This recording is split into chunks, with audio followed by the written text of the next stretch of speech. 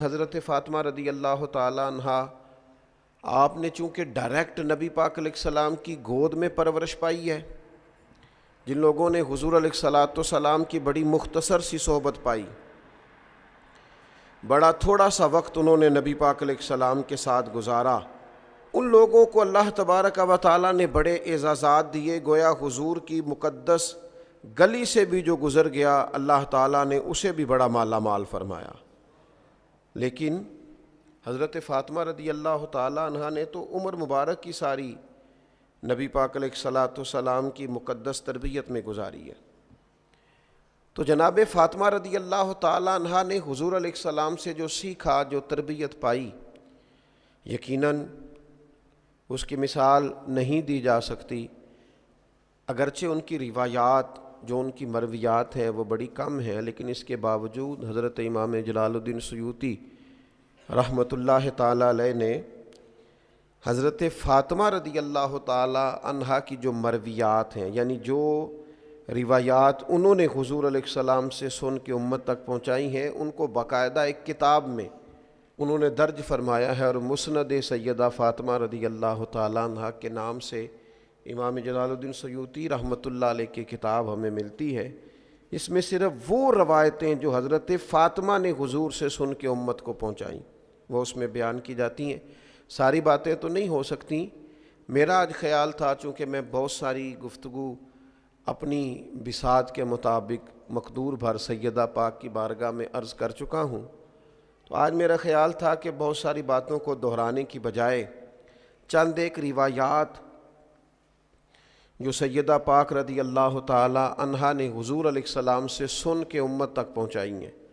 اور یہ بڑی قیمتی باتیں ہیں، حضور کی ہر بات ہی بڑی قیمتی ہے، لیکن جس کو سیدہ پاک روایت کر رہی ہیں اور سمجھ رہی ہیں کہ امت تک میں حضور کی اس بات کو پہنچاؤں، روایت کر رہی ہیں، وہ یقیناً بڑی قیمتی ہیں۔ تو چند ایک ایسی روایات جو حضرت فاطمہ رضی اللہ تعالی عنہا نے روایت کر کے امت تک پہنچائی وہ میں آپ کی خدمت میں عرض کرتا ہوں۔ یہ پہلی روایت حضرت فاطمہ رضی اللہ تعالی عنہا سے مروی ہے، اور امام بہقی رحمۃ اللہ علیہ نے اسے اپنی سند کے ساتھ روایت کیا ہے۔ حضرت فاطمہ رضی اللہ تعالی عنہا فرماتی ہیں کہ ایک دن سحری کا وقت تھا اور میں سو رہی تھی، آرام فرما تھیں جناب سیدہ۔ فرماتی ہیں نبی پاک صلی اللہ تعالی علیہ وسلم میرے پاس سے گزرے، سحری کا وقت تھا، تو حضور نے مجھے پاؤں سے پکڑ کے ہلایا، اور حضور علیہ الصلاۃ والسلام فرمانے لگے میری بیٹی اٹھو، اپنے رزق سے اپنا حصہ وصول کرو۔ فرمایا کہ یہ جو طلوع فجر کا وقت ہوتا ہے نا، طلوع فجر سے لے کر طلوع آفتاب تک، طلوع فجر سے طلوع آفتاب تک، یعنی فجر کا وقت شروع ہونے سے لے کر سورج نکلنے تک اللہ تعالیٰ اپنے بندوں میں رزق تقسیم فرماتا ہے۔ اگر آپ اس روایت پر غور کریں تو جناب زہرا رضی اللہ تعالیٰ عنہا ہماری توجہ دلاتی ہیں کہ ہمیں سحری میں اٹھنا چاہیے، صرف رمضان میں نہیں، ہر روز اٹھنا چاہیے۔ یہ خاص وقت ہے عبادت کا، اس خاص وقت میں ہمیں اپنے اللہ کے حضور حاضر ہونا چاہیے۔ میرا خیال ہے ان سب لوگوں کو جو بہت زیادہ وقت رات کو بیدار رہتے ہیں اور عین وہ وقت جو سحری میں دوبارہ اٹھنے کا ہے اس وقت سو جاتے ہیں، انہیں اس بات پر غور کرنا چاہیے۔ اور جتنے لوگ رزق کی تنگی کی شکایت کرتے ہیں اور تنگ دستی کا ان کے ساتھ معاملہ رہتا ہے، وہ بھی اس حدیث پر غور کریں کہ جناب فاطمہ رضی اللہ تعالیٰ عنہ فرماتی ہیں مجھ سے نبی پاک علیہ السلام نے سحری کے وقت فرمایا اٹھو، یہ تو وہ وقت ہے جب اللہ اپنے بندوں میں رزق تقسیم فرماتا ہے۔ دوسری بات، اس کو بھی امام طبرانی نے روایت کیا ہے، کامل مومن کون ہوتا ہے؟ اس کی علامات سیدہ پاک رضی اللہ تعالی عنہا نبی کریم صلی اللہ تعالی علیہ وسلم سے روایت کرتی ہیں۔ آج آپ کسی شخص سے بھی کبھی بات کریں گے وہ سب سے بڑا مسلمان نظر آئے گا، سب سے بڑا مومن نظر آئے گا، اس کی باتوں میں، لب و لہجے میں ایسا محسوس ہوگا کہ جناب تکمیل کیے بیٹھے ہیں اپنی شخصیت کی، اور جناب مکمل جانتے ہیں اپنے آپ کو۔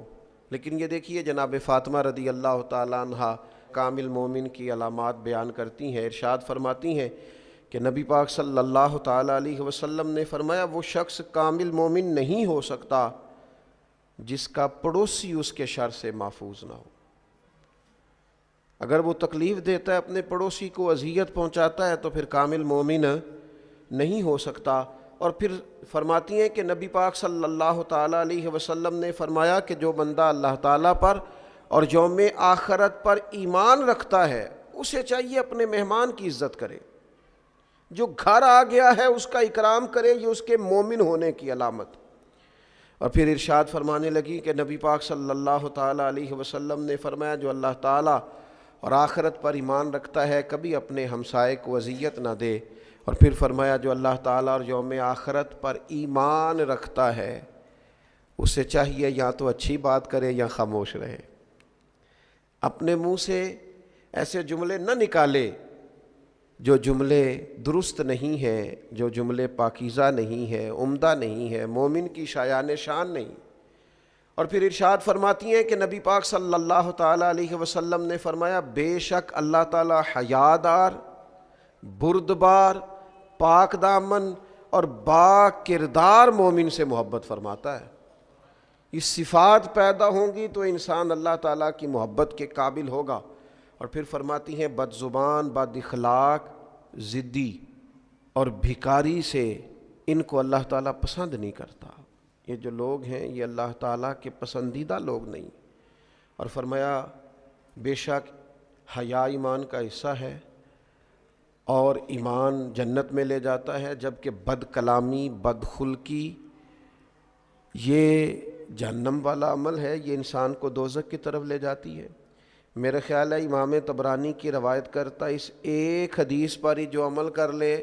وہ روحانی طور پر ایک مضبوط مسلمان ہو جائے گا، طاقتور مسلمان ہو جائے گا۔ پھر سیدہ پاک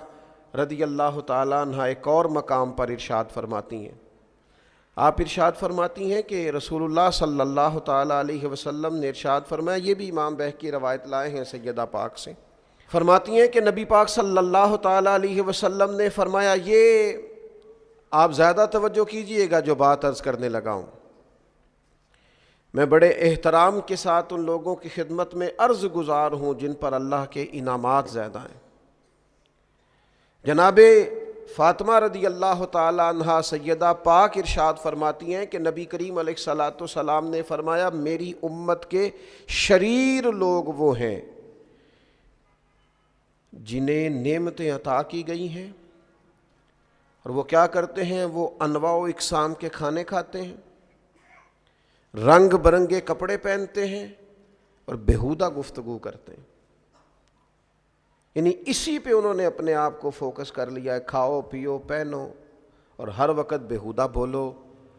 اگر اللہ نے تمہیں رزق دیا تھا تو خیر کے کاموں میں خرچ ہونا چاہیے تھا، اللہ کی رضا کے لیے اللہ کے بندوں پر خرچ ہونا چاہیے تھا۔ اللہ نے اگر تمہیں نواز دیا تھا اور کچھ لوگ تمہارا اکرام کرتے تھے تو کیا مانا تم ہر وقت بات ہی کرتے رہو گے، پھر تمہارے لہجے میں ٹھہراؤ ہونا چاہیے تھا۔ اسی طرح حضرت فاطمہ رضی اللہ تعالیٰ عنہ کی بس ایک روایت عرض کرتا ہوں، اور آج 3 رمضان المبارک ہے، میری بڑی خواہش ہے کہ سیدہ پاک رضی اللہ تعالیٰ عنہ کا روایت کیا گیا یہ وظیفہ، آپ کی ارشاد فرمائی گئی یہ بات، یہ ہم سب کو اپنا لینی چاہیے۔ اور اس کی جو فضیلت انہوں نے بیان کی ہے، آپ دیکھیے اس کو بھی امام بہقی نے روایت کیا ہے۔ سیدہ پاک رضی اللہ تعالیٰ عنہ فرماتی ہیں کہ حضور سید عالم صلی اللہ تعالیٰ علیہ وسلم نے فرمایا جو بندہ سورہ حدید کی تلاوت کرے، سورہ واقعہ کی تلاوت کرے اور سورہ رحمان کی تلاوت کرے تو سیدہ پاک اسے کیا ملے گا؟ تو آپ فرماتی ہیں اس کا ایک نام ڈال لیتے ہیں فرشتے، زمین و آسمان کے فرشتے اس کا ایک نام رکھ لیتے ہیں۔ فرماتی ہیں جو سورہ حدید، سورہ واقعہ اور سورہ رحمان کی تلاوت کرے، زمین و آسمان کے فرشتے اسے جنتی باشندہ کہہ کے پکارنا شروع کر دیتے ہیں۔ تو جنتی آدمی ہے، اگر اس کی تلاوت کریں، امام بہقی نے اس کو روایت کیا، اس کا نام رکھ لیتے ہیں فرشتے، جنتی جنتی کہہ کے گویا پکارتے ہیں، جنتی۔ تو سیدہ پاک رضی اللہ تعالیٰ عنہ کی روایت کردہ ان احادیث مقدسہ سے ہم نے اپنے لیے سبق حاصل کرنا ہے، خیر کٹھی کرنی ہے۔ اللہ تعالیٰ توفیق عمل عطا فرمائے۔